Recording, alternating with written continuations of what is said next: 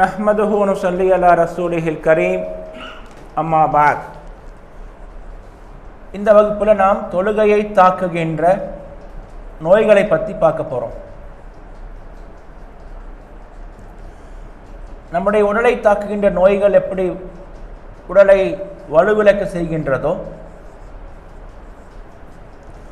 அதே மாதிரி தொழுகையை தாக்குகின்ற நோய்கள் தொழுகையினுடைய நலத்தை குலைத்து விடுகின்றன. இப்போ தொழுகை ஒன்றுமில்லாமல் போயிடுது, தொழுகை வீணாக போயிடுது. இப்போ என்னென்ன மாதிரி நோய்களை நம்முடைய தொழுகையை தாக்குது எல்லாம் கேர்ஃபுல்லாக இருக்கணும்.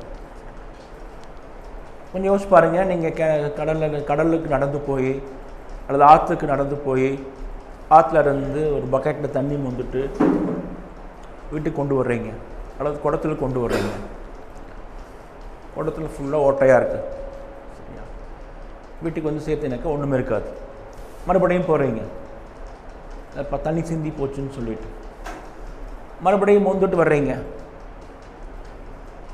மறுபடியும் வர்றீங்க, மறுபடியும் ஒன்றும் இருக்கிறது இல்லை. ஒரு நாளைக்கு 5 டைம் நம்ம போயிட்டு வந்துகிட்டே இருப்போம். சரியா? போய் கஷ்டப்பட்டு தண்ணி முந்துட்டு தூக்கி தோளில் வச்சுட்டு சுமந்து நடந்து வர்றோம்.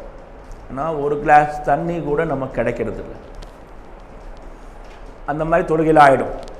நம்ம கஷ்டப்பட்டு ரெடியாகி ப்ரிப்பேர் பண்ணி உது பண்ணி நேரம் ஒதுக்கி பள்ளிவாசலுக்கு போய் தொழுதுட்டு வந்திருப்போம். ஆனால் நம்ம கணக்கில் தொழுகை இருக்காது.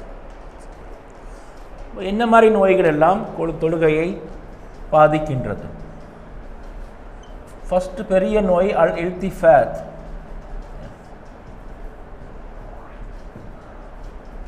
கவன சிதறல்.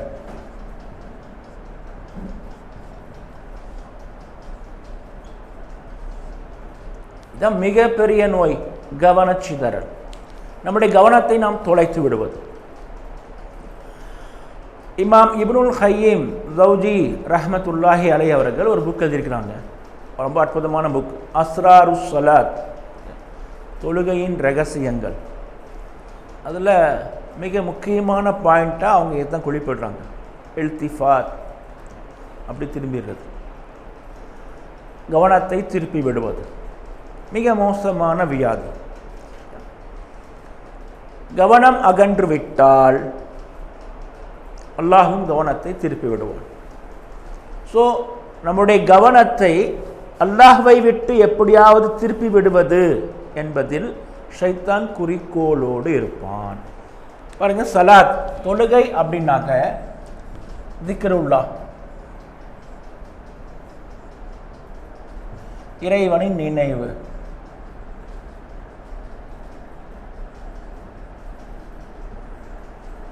நினைவுன்னா என்ன? நம்ம மனசில் அறிவில் நினைக்கிறது தான் நினைவு. நீங்கள் உடம்பு நினச்சி பார்க்க முடியுமா? நினச்சி பார்க்க முடியாது. அறிவால் தான் நினச்சி பார்க்க முடியும். இப்போ தொழுகைன்னா அல்லாஹ் நினச்சி பார்க்கறது. இப்போ நம்ம நினைப்பு எங்கே இருக்கும் யோசிச்சு பாருங்க. இப்போ நம்மளை நினைக்க விடாமல் செய்கிறது தான் ஷைத்தானுடைய வேலை. இறை நினைவு இல்லை என்றால் தொழுகையும் இல்லை. அல்லாஹ்வை நினச்சி பாருங்க, அதுக்கு பேர் தான் தொழுகை. நம்ம அல்லாஹ்வை நினைக்கிறதே இல்லை, தொழுகை இல்லை. ஸோ ரொம்ப சிம்பிள் கால்குலேஷன். இப்போ நீங்கள் எப்படியாவது அல்லாஹ்வை நினைக்கக்கூடாது, உங்களை எப்படியாவது டைவர்ட் பண்ணிடணும், உங்களுடைய கவனத்தை திசை திருப்பிடணும். எதையாவது சொல்லி நோக்கம் என்ன? திசை திருப்புவது தான். நல்லா கவனிங்க. அல்லாஹ்வின் தூதர் ஸல்லல்லாஹு அலைஹி வஸல்லம் அவர்கள் ஒரு முறை ஒரு கோட்டை வரைஞ்சாங்க, நீல கோடு. சொர்க்கத்திற்கான பாதை, சிராத்துல் முஸ்தகீம். சிராத்துல் முஸ்தகீம் இல்லை, நீங்கள் அங்கே இங்கேயும் நகராமல் கரெக்டாக போய் சேர்ந்தீங்கன்னாக்கா சொர்க்கத்துக்கு போயிடுவீங்க. இப்போ அல்லாஹ்வின் தூதர் சொல்கிறாங்க, நீங்கள் பயணம் ஆரம்பிக்கும் பொழுது ஒரு சின்ன ஒரு முடுக்கு இருக்கும். ஒரு முடுக்கு, இங்கே ஒரு முடுக்கு, இங்கே ஒரு முடுக்கு, இங்கே ஒரு சொந்து, இங்கே ஒரு வழி, இங்கே ஒரு திருப்பம். இங்கே ஒவ்வொன்றிலும் ஒவ்வொரு சைத்தான் இருந்துகிட்டே இருப்பான்.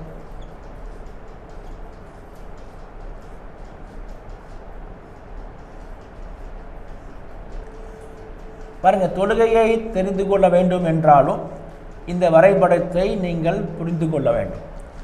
இகாமத்து தீனை தெரிந்து கொள்ள வேண்டும் என்றாலும் இந்த வரைபடத்தை புரிந்து கொள்ள வேண்டும். இங்கே எல்லா இடத்துலையும் ஒரு ஷைத்தான் உட்காந்துருப்பான், உங்களை எப்படியாவது திசை திருப்பி விடுறதுக்கு வெளியில் தொட்டுருவான். இப்போ ஒருத்தர் இங்கே வர்றான், இங்கே ஷைத்தான் இழுத்துட்டான், அவன் இங்கே போகிறது போல இங்கே போக ஆரம்பிச்சிடுவான். வேறு எங்கேயோ போயிட்டே இருப்பான், அவ்வளோதான். கொஞ்சம் பேர் இங்கே போயிடுவாங்க, கொஞ்சம் பேர் இங்கே திரும்பிடுவான். இது வரைக்கும் சொர்க்கத்துக்கு பக்கத்தில் போய் கூட திரும்புறதுக்கு வாய்ப்பு இருக்கு.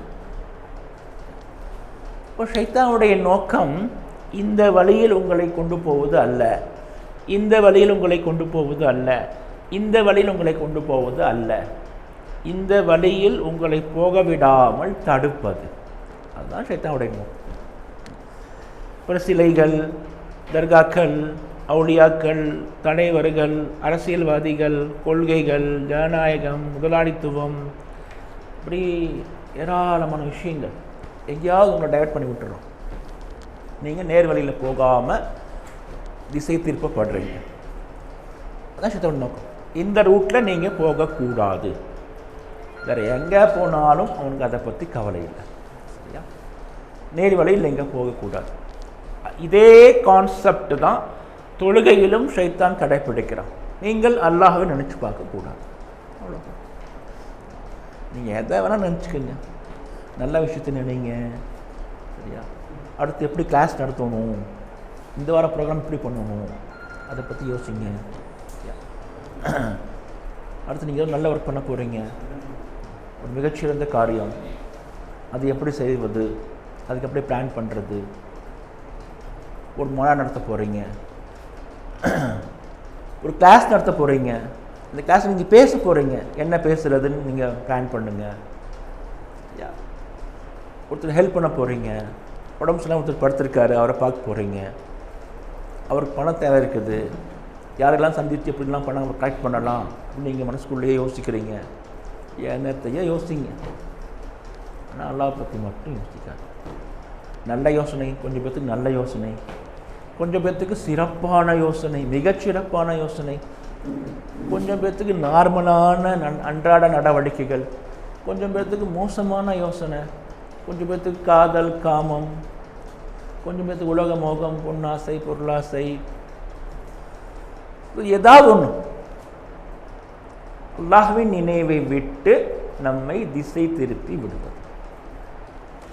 இப்போ ஜிக்ருல்லாஹ், அல்லாஹ்வின் நினைவு,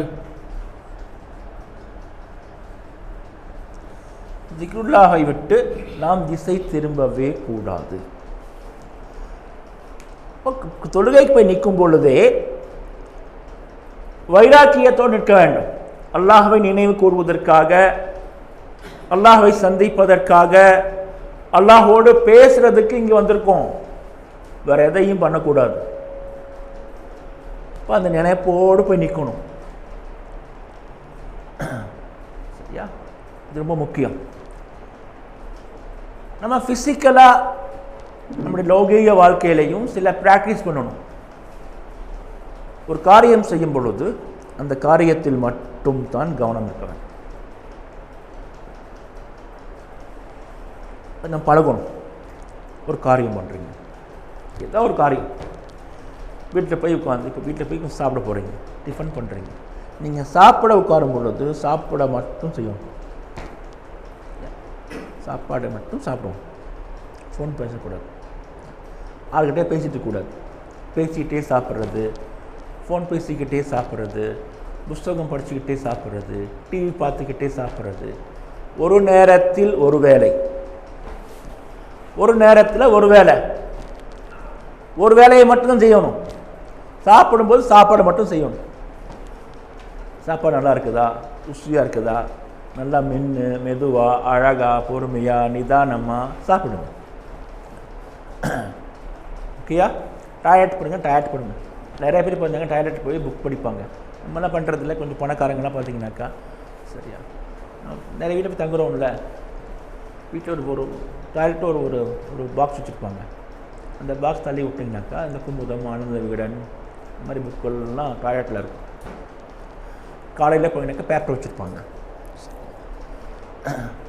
மக்கள் பாருங்க காலையில் பேப்பர் படிப்பாங்க, டீ குடிச்சிட்டே இருப்போம். ஒன்றா பேப்பர் படி, இல்லாத டீ குடி. டீ குடிச்சிட்டு பேப்பர் படிங்க, பேப்பர் படி முடிச்சுட்டு டீ குடிங்க.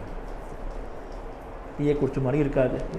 இந்த டீயில் வந்து ஈவுதான் தெரியாது, இந்த டீ நல்லா இருக்கா இல்லையா ஒன்றுமே தெரியாது. ஒரு முக்கியமான மேட்ரு ஓடிட்டுருக்கும் பேப்பரில், அது வந்து கவனம் ஃபுல்லாக இருக்கும். டீ குடிச்சிட்டே இருப்போம். ஒரு நேரத்தில் ஒரு வேலை, ஒரு நேரத்தில் ஒரு வேலையை செய்ய பழகுங்கள். கவனம் ஃபுல்லாக அந்த வேலையில் தான் இருக்கணும். அப்போ அந்த வேலை சிறப்பாக இருக்கும், நேர்த்தியாக இருக்கும். பாருங்கள், ஏனோ தானோன்னு ஒரு வேலை பண்ணுறீங்க, 2 வேலையை ஒன்றா பண்ணும் பொழுது அந்த வேலை ஏனோ தானோ தான் இருக்கும். அது லேட் ஆகும், சரியா, முன்ன பின்ன ஆகும். ஒரு நேரத்தில் ஒரு வேலையை மட்டும் செஞ்சு பழகணும் அப்படின்னாக்கா கரெக்டாக இருக்கும், சீக்கிரமாக முடிஞ்சிடும், நேர்த்தியாக இருக்கும். ஒரு நேரத்தில் ஒரு வேலையை செய்து பழக வேண்டும். ஒரு நேரத்தில் 2 வேலை செய்யக்கூடாது. வண்டி ஓட்ட ஃபோன் பண்ணுறது, என்ன பண்ண போகிறீங்க? நிறுத்தி ஃபோன் பண்ணுங்க, இல்லாட்டி வண்டி ஓட்டிகிட்டு இருக்கமா அப்புறம் கூப்பிடுன்னு சொல்லுங்கள். ஸோ சில இடங்களில் அபாயமாக ஆகிடும். எதுக்கு 2 வேலை பண்ணுறீங்க? அவ்வளோ பொண்ணு பெரிய நீங்கள் பிஸியாக இருக்கிறீங்களா? 24 மணி நேரம் 10 இல்லையா? 10 தூங்காதீங்க. ஒரு நேரத்தில் ஒரு வேலையை செஞ்சு பழகும். பழகிட்டோம் அப்படின்னாக்கா நம்ம தொழுகை போய் நிற்கும் பொழுது தொழுகிற வேலை மட்டும்தான் இருக்கும், வேறு எந்த வேலையும் நம்ம செய்ய மாட்டோம். தொழுகிற வேலையை கவனமாக இருப்போம். இது முதல் அம்சம். நம்ம ஏன் ஒரு நேரத்தில் 2 வேலையை 3 வேலையை பண்ணுறோன்னு யோசிச்சு பாருங்க.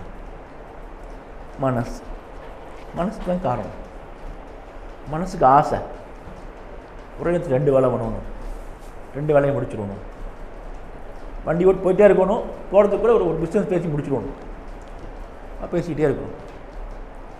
டீ குடிச்ச மாதிரி இருக்கணும், பேப்பர் படித்த மாதிரி இருக்கணும், டீ பற்ற மாதிரி இருக்கணும், சாப்பிட்ட மாதிரி இருக்கணும். மனசு என்ன பண்ணுது? எல்லாத்தையும் அள்ளி அள்ளி போடுது. இப்போது நம்மளால் மனசை கண்ட்ரோல் பண்ண முடியல, அதான் உண்மை. கொஞ்சம் யோசிச்சு பாருங்க, நம்ம அத்தனை பேருக்கு நினைக்கிறோம் நம்மெல்லாம் அல்லாவுக்கு மட்டும்தான் அடிமையாக இருக்கிறோம், அல்லாவுக்கு கட்டுப்பட்டு இருக்கிறோம், அல்லாஹ் சொன்னால் செய்வோம், அல்லாவுக்காக என்ன வேணால் செய்வோம். இதுவே ஷைத்தான் நமக்கு தருகின்ற ஒரு கற்பனையான ஒரு நினைப்பு. அப்படின்னா ஒன்றும் இல்லை. நல்லா யோசிச்சு பாருங்கள், நம்ம அல்லாஹ் சொன்னால் எதுவும் செய்யறதே மாட்டோம். நம்ம பெரும்பாலான காரியங்களை நம்ம மனசு பேச்சு கேட்டு தான் செய்கிறோம். மனசு ஓகே நான் மட்டும்தான் செய்வோம். மனசு ஓகே பண்ணல அப்படின்னாக்கா செய்ய மாட்டோம். பச்சையாக சொல்லணும் அப்படின்னாக்கா நாம் எல்லாம் நம்முடைய மனதின் அடிமைகளாக இருக்கும். 1 மணிக்கு தொழுக, சரியாக என்ன சொல்லுது? 12:45 பாங்கு கொடுத்துட்டாங்க, 10 நிமிஷத்துக்கு முன்னாடி கிளம்பி பள்ளிவாசலுக்கு போங்க அப்படின்னு சரியாக சொல்லுது. மனசு என்ன சொல்லுது? போய் என்ன பண்ண போடுறாங்க? போய் 1 மணிக்கு தானே காம தர போகிறாங்க, 55க்கு போனால் போதும். நம்ம 55க்கு தான் போகிறோம், சரியா? முன்னாடி போகிறதில்ல, லேட்டாக தான் போகிறோம். இப்போ தொழுகைக்கு போகலாமா வேணாமா அப்படின்ட்டு மனசுக்கிட்ட கேட்குறோம். மனசு ஓகேனா போகிறோம், தொழுகை முடிச்சோடனே வெளியே வந்துடுறோம். வெளியில் போகணும்னு மனசு சொல்லுது, வெளியே வந்துடுறோம். கொஞ்சம் பேர் 2 ரக்காத் தொழுகிறாங்க, பின் சுன்னத்து. கொஞ்சம் பேர் தொழுகாமலே வெளியே வந்துடுறாங்க. இப்போ உள்ளே உட்கார்ந்துருக்க வேணான்னு மனசு சொல்லுது. யோசிச்சு பாருங்கள், அல்லாஹ்வின் தூதர் ஸல்லல்லாஹு அலைஹி வஸல்லம் சொல்கிறாங்க, ஒருவர் தொழுது முடித்து விட்டு அங்கேயே அதே நிலையில் அத்தஹியாத்து உட்காந்துருக்கணும், பொசிஷனை மாற்றக்கூடாது. அத்தஹியாத்துலேருந்து பாருங்கள், தொழுகையில் போய் பாருங்கள், தொழுது முடி சலாம் கொடுத்த உடனே அந்த அப்படியே அந்த எல்லா சஃப்புகளும் அப்படியே திரும்பிடும். 3/4 பேர் அப்படியே காலை மாற்றி போட்டு சம்மணம் போட்டு உட்காந்துருவாங்க. ஏன்? அது முக்கியமான விஷயம். பள்ளிவாசலுக்குள் சம்மணம் போட்டு உட்காரக்கூடாது. சம்மணம் போட்டு உட்கார்றது ஒரு திருப்தியான மனநிலை. அப்படி ராகத்தாக உட்காந்துருப்பீங்க, ராகத் அப்படியே சேஃப்டியாக கம்ஃபர்ட்டாக உட்கார்றது. அத்தஹியாத் உட்கார்றது ஒரு ஒரு அசௌகரியமான இல்லை, அல்லாஹ் சுப்ஹானஹு வ தஆலாக்கு முன்னாடி அடிமையை மாதிரி உட்காரணும். ஒரு அடிமை எப்படி உட்காருவான்? மண்டி போட்டு உட்காருவான். சரியா? அப்போது அத்தஹியாத்தில் உட்காரணும். பள்ளிவாசலில் அத்தஹியாத்தில் தான் உட்காரணும். ஒரு பயான் பண்ணிகிட்டு இருக்காங்க, ஒரு ஜும்மா குத்பா கொடுக்குறாங்க, ஒரு அரை மணி நேரம் முக்கால் மணி நேரம் உட்காந்துருக்கணும், உட்காந்து கேட்கணும். அதுக்கு நீங்கள் சம்பளங்க அனுப்பி உட்காந்து பரவாயில்ல. சரியா? மற்றபடி ஒரு அடிமையை போல் பள்ளியில் உட்கார்ந்துருக்கும் பொழுது, ஜிக்ரு செய்யும் பொழுது, தொழுகும் பொழுது, சும்மா உட்கார்ந்துருக்கும் பொழுது, குறிப்பாக துவா செய்யும் பொழுது அத்தஹியாத்தில் தான் உட்காரணும். அதுதான் ஒரு அடிமையின் நிலை. பாருங்கள், ஒரு அடிமையின் நிலையில் கூட நம்ம உட்கார்றதில்லை. சரியா? சம்மணம் போட்டு ராஹத்தை உட்காரோம்.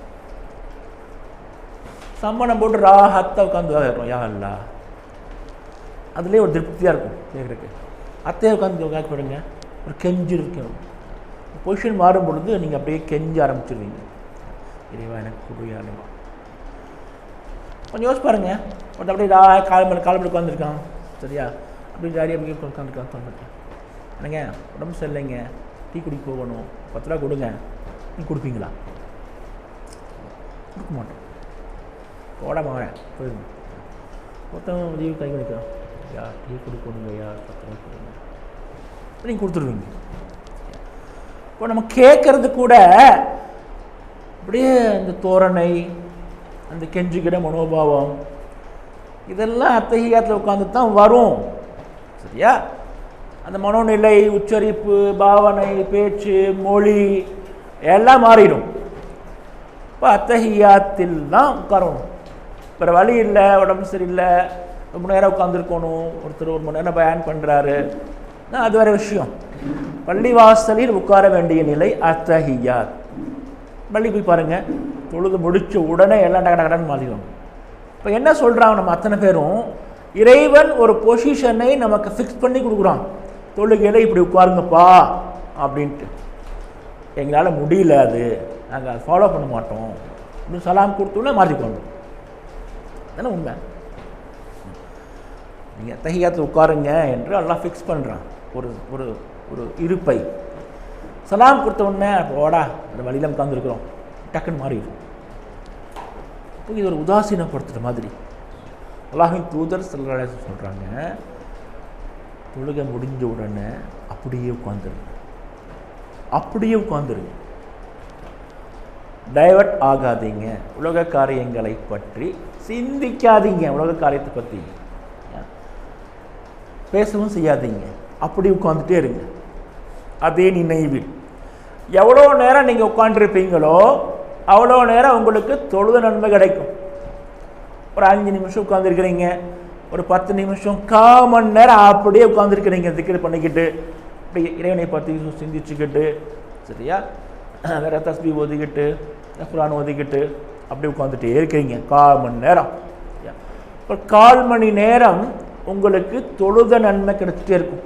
ஃபர்லான தொழுகையை முடிச்சு நீங்கள் உட்காந்துருக்கிறீங்க, அந்த ஃபர்லான தொழுகையின் நன்மை இடைவிடாமல் அந்த 1/4 மணி நேரம் உங்களுக்கு கிடைச்சிக்கிட்டே இருக்கும். அப்போ தொழுது முடிச்ச பிறகு கொஞ்சம் நேரம் உட்காரலாமா, ஒரு 5 நிமிஷம் உட்காரலாமா அப்படின்னு நம்ம மனசுக்கிட்ட கேட்கும். மனசு என்ன பண்ணுது? ரொம்ப 1/4 மணி நேரம் 10 நிமிஷம் உட்காந்துட்டு போறியா? உங்கள் வேலை இல்லையாக்கு? சரியா? எத்தனை வேலை இருக்குது, பார்க்க வேண்டிய இருக்குது, பிடிக்கணும், அதெல்லாம் இந்த நாளைக்கு பார்த்துக்கலாம் அப்படின்னு சொல்லிட்டு நம்மளை கிளப்பி விட்டுருது. ஓகேயா? யோசிச்சு பாருங்கள். தொழுகை முடிந்தவுடன் கொஞ்சம் நேரமாவது நீங்கள் அதே இடத்துல உட்காந்துருங்க என்று அல்லாஹ்வின் தூதர் உங்கள்கிட்ட சொல்கிறார். அல்லாஹ்வின் தூதர் சொன்னார், நம்ம கேட்குறோம், நம்ம படிக்கிறோம், நேரடியாக அல்லாஹ்வின் தூதர் சொன்ன மாதிரி. இப்போ கொஞ்சம் தொழுத உடனே எஞ்சி போகாதப்பா, கொஞ்சம் நேரமாக உட்காந்துரு, ஒரு 2 நிமிஷமாக உட்காந்துரு, அதே இடத்துல ஒரு 5 நிமிஷமாக உட்காந்துரு என்று அல்லாஹ்வின் தூதர் உங்கள்கிட்ட சொல்கிறாங்க.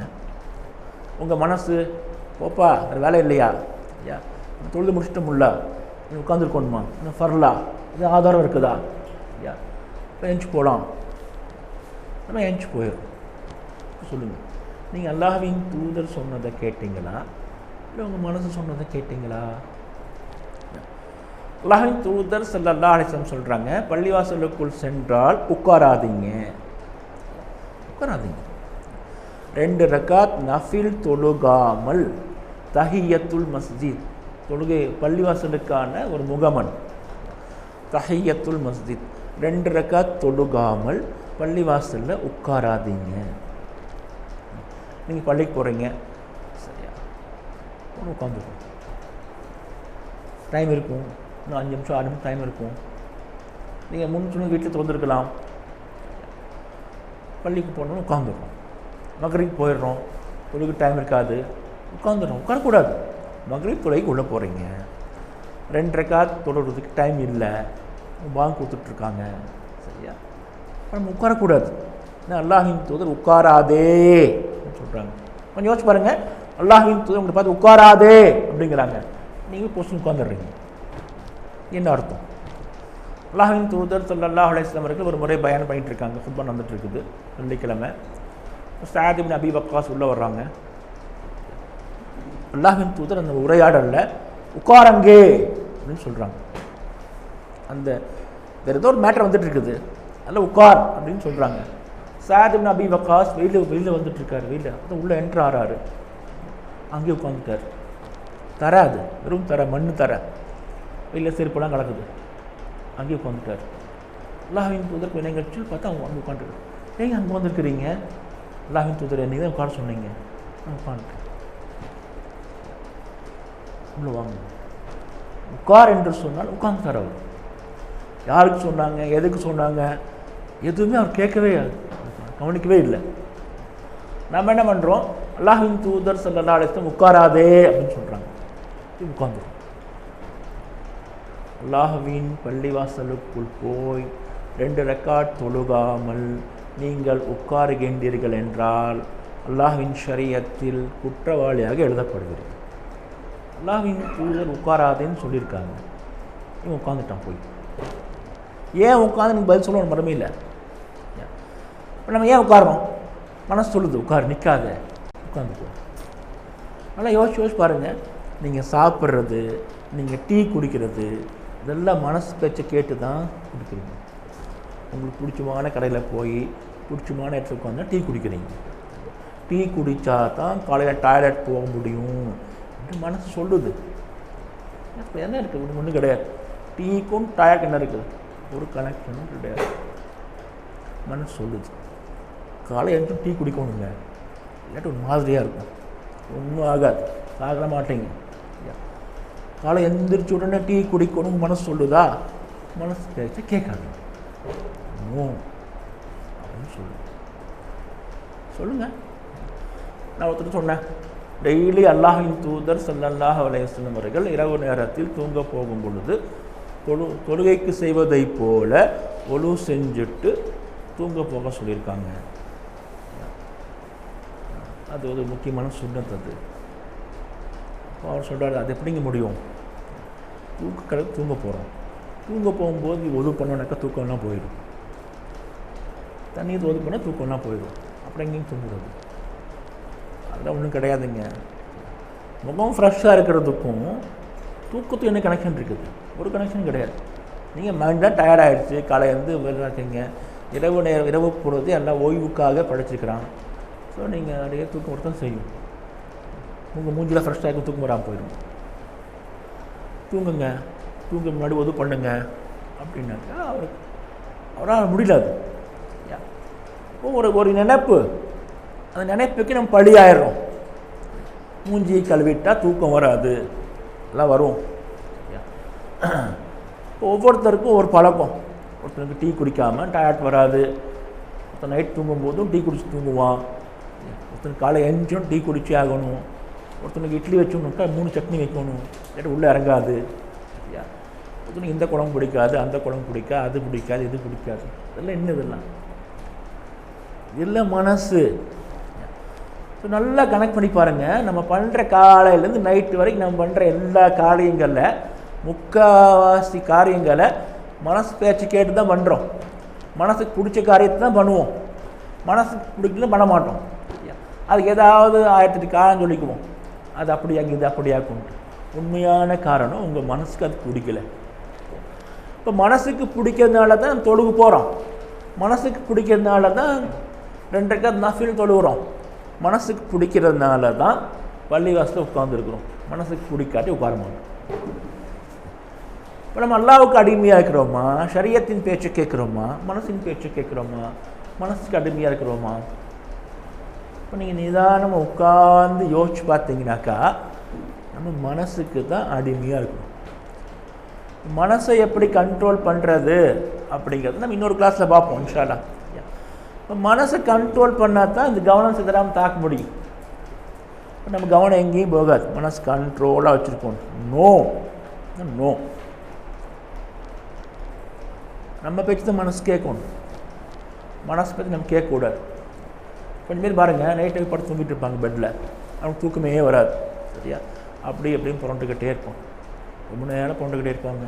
5 நிமிஷம் 10 நிமிஷம் அரை மணி நேரம் அங்கேயும் உண்டுகிட்டே இருப்பான். அரை மணி நேரம் கழிச்சு அவனுக்கு தூக்கமே வரும். இது என்ன கூத்து?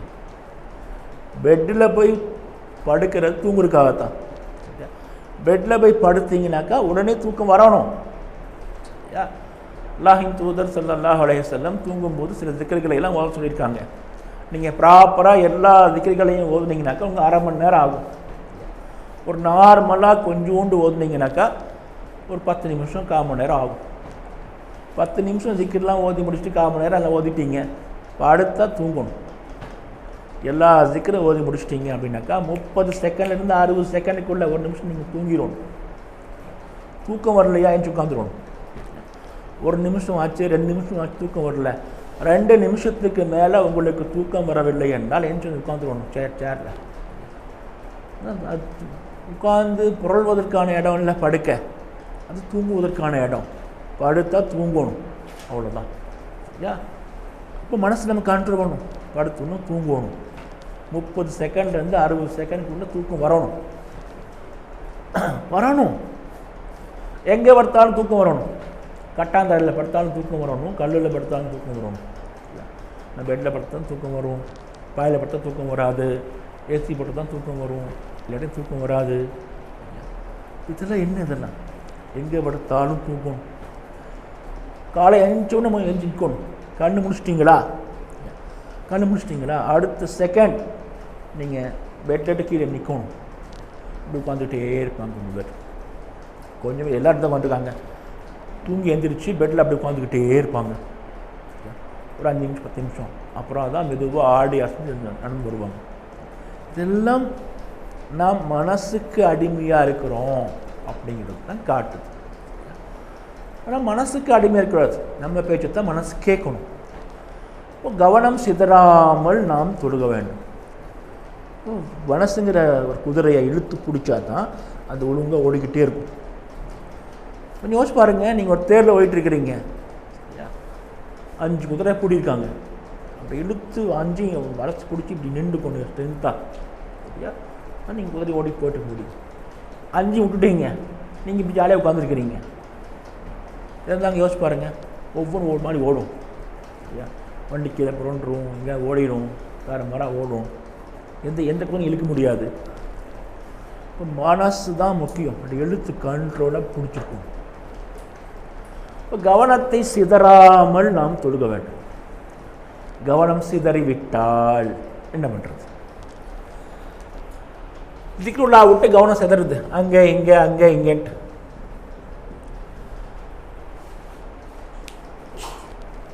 என்ன பண்ணுறது?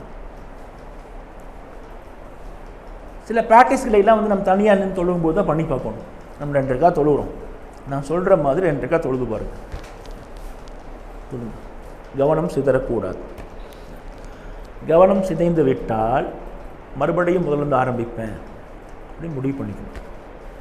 2 ரக்காத் தொழுங்க அமைதியாக, இரவு நேரத்தில் அல்லது வீட்டில் ஃப்ரீயாக இருக்கும் பொழுது 2 ரக்காத் தொழுறது, ஒழுங்காக 2 ரக்காத் தொழுறது முடிவு பண்ணிக்கணும். கரெக்டாக உது பண்ணுங்க. அல்லாஹ்வை சந்திக்கிறோன்னு போய் தக்பீர் கட்டுங்க. வாட்ச் பண்ணிட்டே இருங்க. திடீர்னு உங்கள் நினைப்பு எங்கேயோ போயிடும். நினைப்பு எங்கேயோ போயிடுச்சுன்னு உடனே தெரியாது, ஒரு 2-3 செகண்ட் கழிச்சு தான் தெரியும். ஆனால் வேறு எதாவது யோசிச்சுட்டு இருக்கிறோன்ட்டு தொழுகி விட்டுருங்க. மறுபடியும் அல்லாஹ் அக்பர் தக்பீர் கட்டுங்க, மறுபடியும் ஆரம்பிங்க. நினப்பு தவறி எங்கேயாவது போயிடுச்சுனாக்கா தொழுகை அறுத்துருங்க, மறுபடியும் அல்லாஹ் அக்பர் தக்பீர் கட்டுங்க.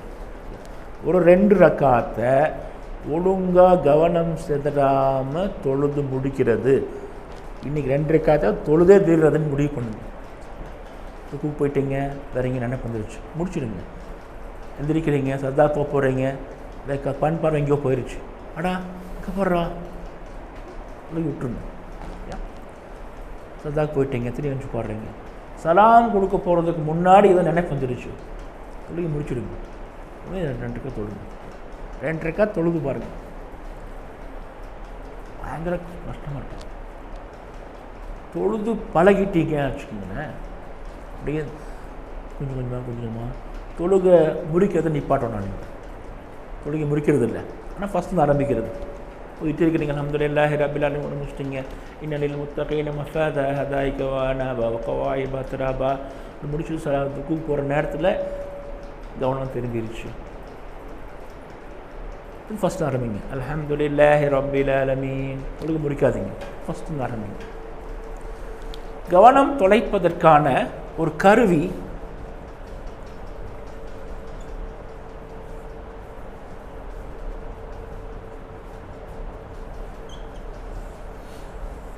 கொட்டாய் வருது.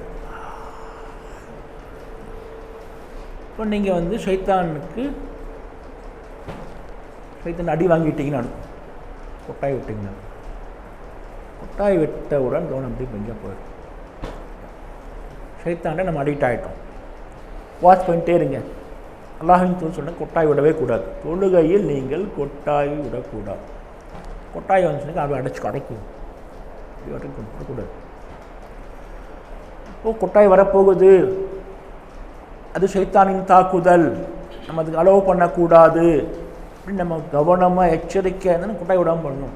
நம்ம தான் எங்கேயோ இருக்கோங்க, கொட்டாய் வந்து ஆழமாக இருக்கும். இல்லையா, காலையில் தொழுகை போய் பாருங்கள், சுப தொழுகையில் லைனாக அத்தனை கொட்டை விட்டே இருப்பானுங்க, கன்றாவையாக இருக்கும். கொட்டாய் விடவே கூடாது. இப்போ நீங்கள் கொட்டாவை அடக்காதீங்க. நான் என்ன சொல்கிறேன், கொட்டாய் தனியாக எனக்கு ப்ராக்டிஸ் பண்ணும் பொழுது கொட்டாய் அடக்காதீங்க, கொட்டாய் வரக்கூடாது. கொட்டாயை மீறி வந்து ஒன்றும் பிரச்சனை, நீ கொட்டாய் விட்டுப்போ, நான் தொழுகை விட்டுருவேன். தொழுகை அறுத்துருங்க, அப்படியே அல்லாஹு அக்பர் தொட்டுங்க. கொட்டாவை எங்கே வந்தாலும் சரி தொழுகை அறுத்துருங்க, அப்படியே அல்லாஹு அக்பர் தக்பீர் கட்டுங்க. இவனை ஒன்றும் பண்ண முடியாதுடா, தொழுது போகிறான் அப்படியே விட்டுருவோம். ஷைத்தான் உங்களை பார்த்து வேறு வழியே இல்லாமல் இவன் தொழுது போகட்டும் கிரகம் அப்படின்னு ஷைத்தானா விட்டுட்டு போனால் தான் உங்களால் தொழ முடியும். சரியா? இப்போ ஷைத்தான் துரத்தடிக்கணும். அவன் சடையே மாட்டான் பாருங்க. நீங்கள் 100 முறை தொழுகையை அத்து கட்டினாலும் 101வது முறை அவன் கொட்டாயை கொண்டு வருவான். நீயானா பாத்துறது ஒரு முடிவோடு தான் அவனு இருப்பான். அவனுக்கு எந்த வேலையும் இல்லைங்க, உங்களுக்கு நிறைய வேலை இருக்கு. ஆனால் நீங்கள் மசரக்கூடாது, ஆசராமல் நின்றுக்கோங்க. ப்ராக்டிஸ் பண்ணிகிட்டே இருந்தீங்கன்னாக்கா கண்ட்ரோல் ஆகும், டெஃபினட்டாக கண்ட்ரோல் ஆகும். ஏன்னா ஷைத்தானும் நீங்கள் மட்டும் இல்லை, அல்லாஹ் உங்களை பார்த்துட்டே இருக்கான். வாரம் தொழுகிறதுக்காக இவ்வளோ முயற்சி எடுக்கிறான், அல்லாஹ் அவங்க ஹெல்ப் பண்ணும். திசை செதியாமல் அப்படி செதறாமல் எல்லாம் கட்டி காப்பான். கொட்டாய் விடவே கூடாது. தனியாக இருந்துக்கிட்டு 2 ரக்காத் தொழுறதுன்னு சொல்லி ப்ராக்டிஸ் பண்ணுங்கள். சூப்பராக இருக்கும் ப்ராக்டிஸ். ஆரம்பத்தில் ரொம்ப கொடுமையாக இருக்கும், இப்படி போக போக போக சூப்பராக ஆகிடும். சரியா? தினசரி இந்த ப்ராக்டிஸ் பண்ணிக்கிட்டே இருக்கும். 2 ரக்காத் பண்ண பண்ண என்ன ஆகும் தெரியுங்களா, நம்மளுடைய எல்லா தொழுகையும் அப்படியே சூப்பராக மாறிடும். கவனம் சிதறவே சிதறாரு, அற்புதமாக இருக்கும். இதுதான் முதல் நோய், மிக முக்கியமான நோய். 2வது நோய் சோம்பல், சோம்பேறித்தனம். மெதுவாக போகிறது, மெதுவாக போகிறது, பள்ளியாஸ் போகணுமா வேணாமா அப்படி போகாமல் இருந்துடுறது, சுண்ணத் தொழுகணுமா. சில பேர் பார்த்தீங்கன்னாக்கா எப்போவுமே மெதுவாக தான் வேலை செய்வான். மெதுவாக பேசுவாங்க, மெதுவாக வருவாங்க. ஒரு விஷயம் சொன்னால் விளங்கிக்கவே மாட்டான், 4 டைம் வந்து அவன் மண்டியில் ஏறும். இது நார்மலான சோம்பல். அவன் எப்போவுமே அப்படி தான் இருக்கிறான், கொஞ்சம் மெதுவாக வரான், மெதுவாக பேசுகிறான். இது ஆபத்து இல்லை. கொள்கை சோம்பல் ஒன்று இருக்கின்றது, கொள்கை சோம்பல். இதுதான் அல்லாஹ் சுப்ஹானஹு வ தஆலா குர்ஆன்ல சொல்கிறான், கொள்கை சோம்பல்.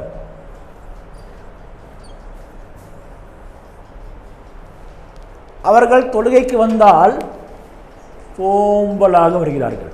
காமு இல ஸலாத்தி காமு குஸாலா, சோம்பலாக வரணும். என்னடா பண்ணுறது, வழியே இல்லையே. ஏன்னா முனாஃபிக்கீன்கள் அந்த காலத்தில், நம்ம இன்றைக்கி தொழுகை போகாட்டி பெரிய மேட்டர்லாம் இல்லை பள்ளிவாசலுக்கு, சரியா? ஆனால் அல்லாஹ்வின் தூதர் காலத்தில் முஸ்லீமாக இருந்தீங்கன்னாக்கா தொழுகைக்கு போயே ஆகணும், கம்பல்சரி போய் ஆகணும். ஒருத்தன் தொழுந்து 2-3 வக்த் தொழுகைக்கு வரல அப்படின்னாக்கா மோமினே இல்லை முடிவு பண்ணிடுவாங்க. அப்புறம் தங்களை முஸ்லீம்களாக காட்டிக்கொள்ளணுமே அப்படிங்கிறதுக்காக முனாஃபிக்கீன்களும் தொழுகைக்கு வருவாங்க. அவன் பார்க்க பயங்கர அப்துல்லா இப்னு உபை சையதுல் முனாஃபிகீன், சரியா? முனாஃபிகின் தலைவர்.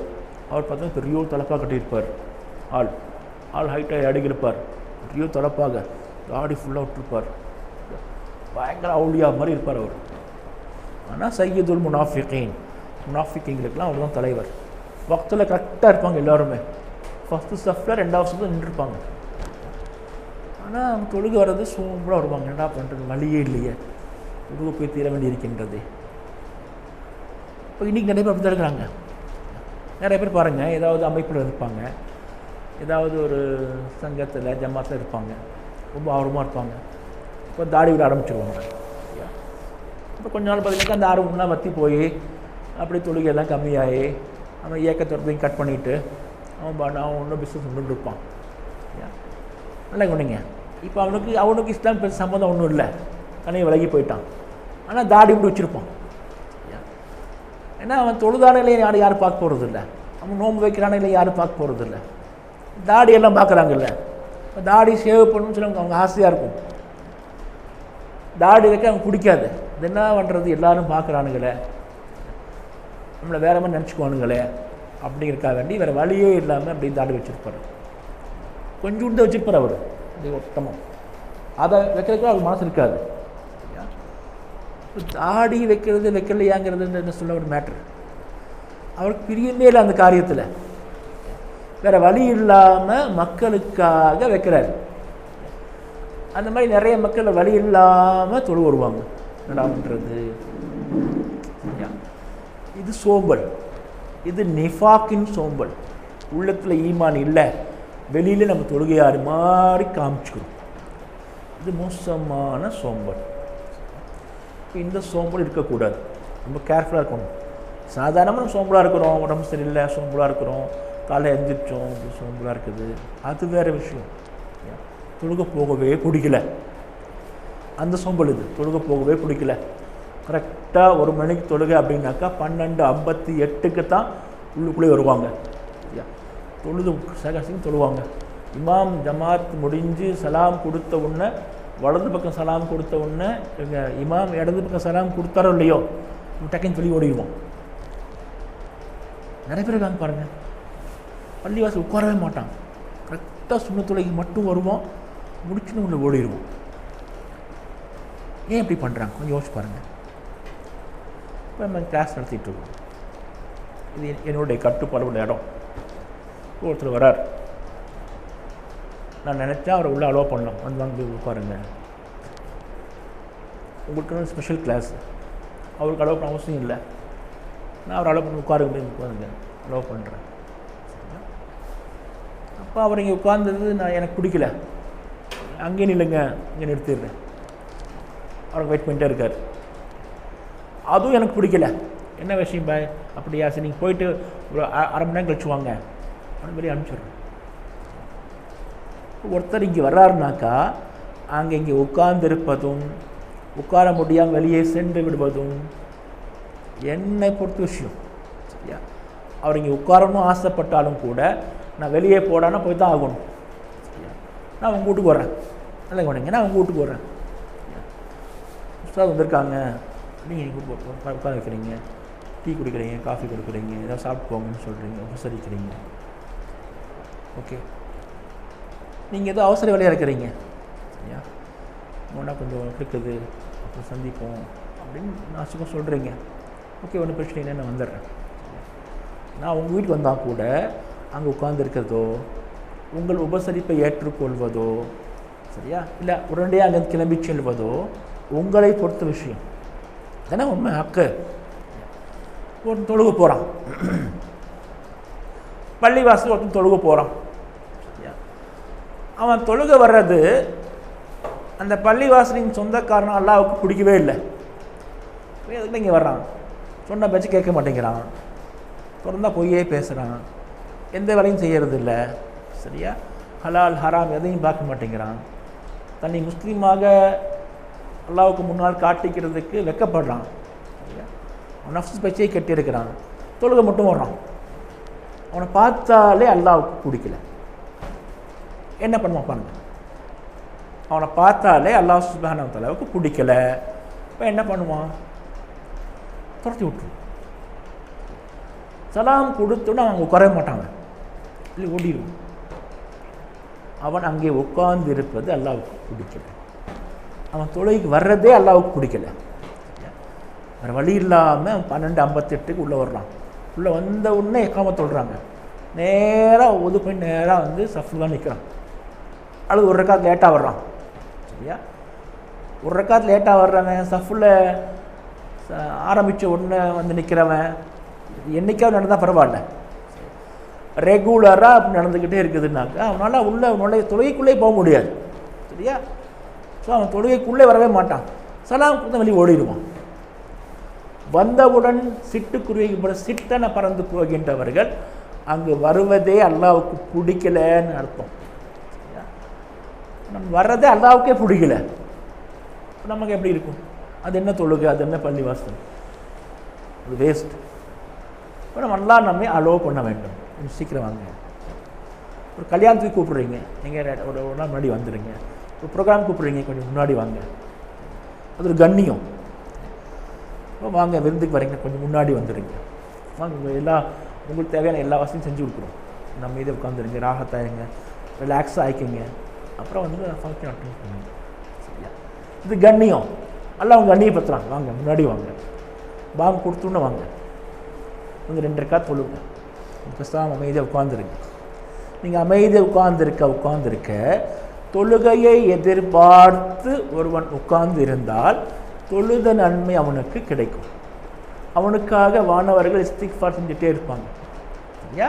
உங்கள் கணக்கில் கிரெடிட் சும்மா உட்காந்துருக்கிறீங்க நீங்கள், ஆனால் உங்கள் கணக்கில் கிரெடிட் எடுக்கிட்டே இருக்குது. உங்களுக்காக சம்பந்தமே இல்லாத வானவர்கள் மலக்குகள் உங்களுக்காக துவா செஞ்சுக்கிட்டே இருக்காங்க, சரியா. உங்களுக்கு எல்லாம் கிடச்சிக்கிட்டே இருக்கு. நீங்கள் என்ன உட்காந்து ஒரு 5 நிமிஷம் உட்கார போகிறீங்க, சரியா, 2 ரக்காத் தொழுதுட்டு ஒரு 5 நிமிஷம் உட்காந்துட்டு போகிறீங்க. இது அல்லாஹ் உங்களுக்கு கொடுக்கக்கூடிய கண்ணியம், சரியா. நம்மளா தேடி கிடைக்கிறது இல்லை, அல்லாவா யாருக்கு நாடுறானோ தாலிக்கு ஃபதுலுல்லாஹி யுத்தி மன் யஷா, இது அல்லாஹ்வுடைய அருள். அவனுக்கு யாருக்கு பிரியமானவங்களோ அவங்களுக்கு கொடுக்குறான். முன்னாடி போய் உட்காரணும், அல்லாஹ் சுப்ஹானஹு வ தஆலா பண்ணணும் சொல்கிறான் பாருங்கள். அந்த இதெல்லாம் யோசிக்கிறதே இல்லை. லேட்டாக போடுறது, சீக்கிரமாக வர்றது நம்ம மட்டும் தொடர்புடைய காரியங்கள் அல்ல, இது அல்லாஹ்வுடைய பங்கும் இருக்குது.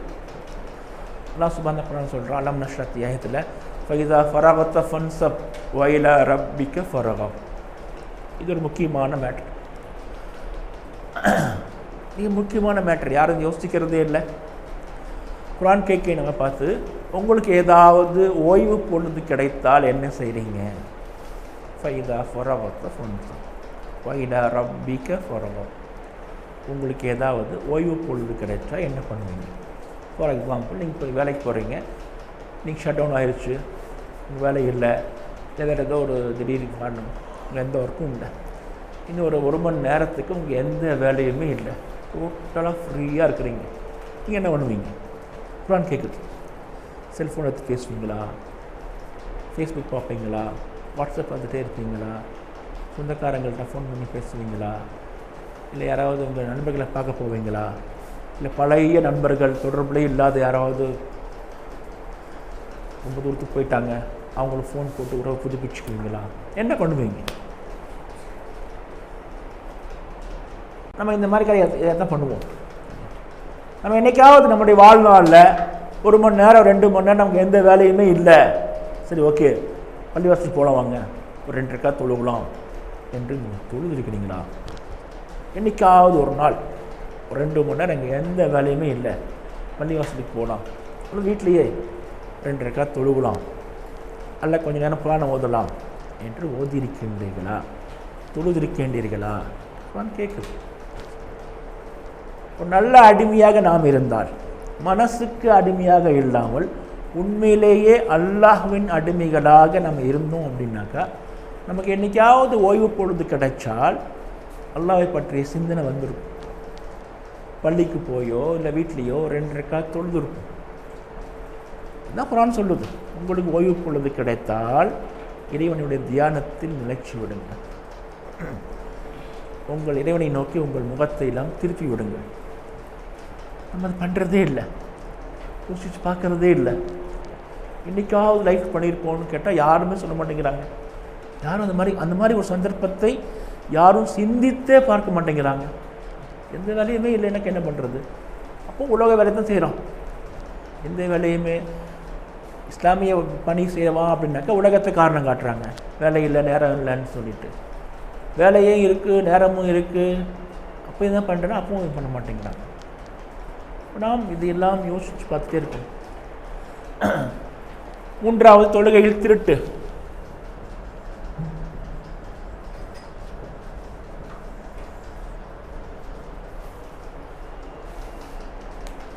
மக்கள் வந்து நிற்கிறாங்க, நின்று கொஞ்சம் நேரத்தில் ஒரு செகண்டில் ருக்குக்கு போயிடுறாங்க.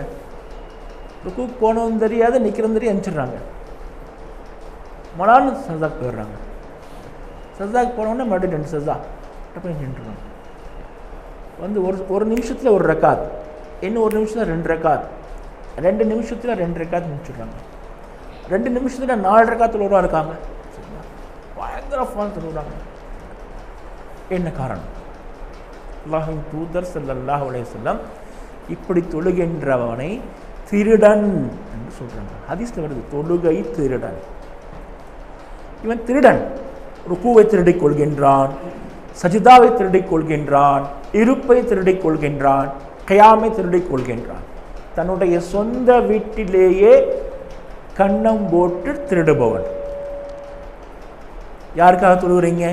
ஃபைன் அஹசன்தும் அஹசன்தும் லி அன்ஃபுசிக்கும், நீங்கள் அழகிய முறையில் நிறைவேற்றினால், அழகானவற்றை செய்தால் உங்களுக்காகத்தான் செய்து கொள்கிறீர்கள்.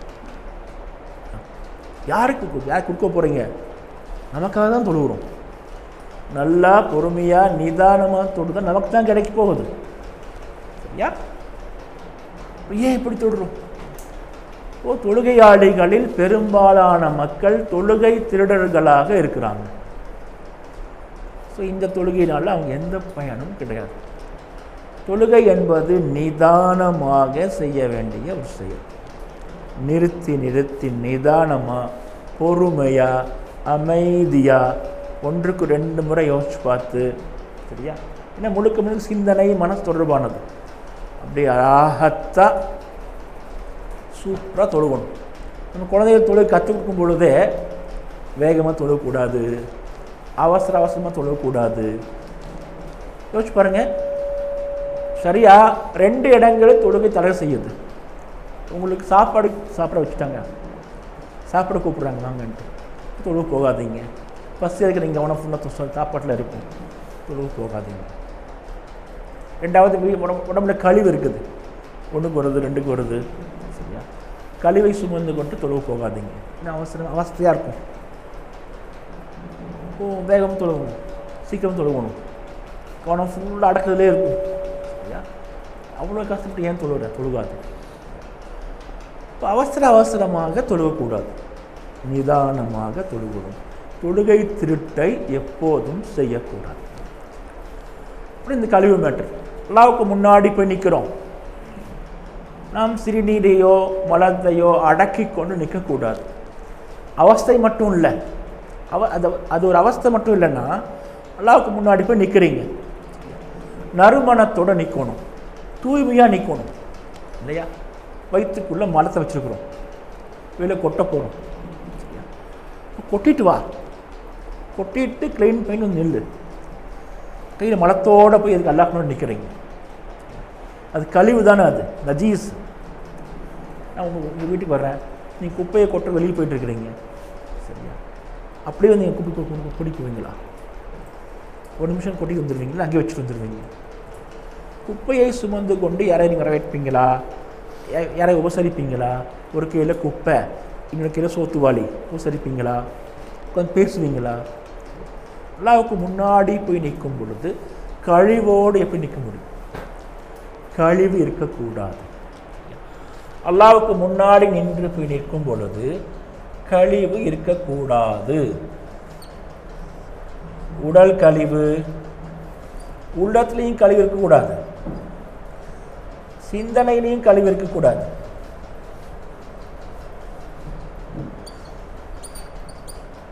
மூன்று வகையான கழிவு இருக்கக்கூடாது. உடம்புல மட்டும் இல்லை, உள்ளத்திலையும் கழிவு இருக்கக்கூடாது, சிந்தனையிலையும் கழிவு இருக்கக்கூடாது. சுத்தமாக நிற்கணும், சுத்தத்தை மெயின்டைன் பண்ணணும். ஸோ இது ரொம்ப ஈஸி. உள்ளத்தை மெயின்டைன் பண்ணுறதும் சிந்தனையை மெயின்டைன் பண்ணுறதும் ரொம்ப ரொம்ப கஷ்டம்.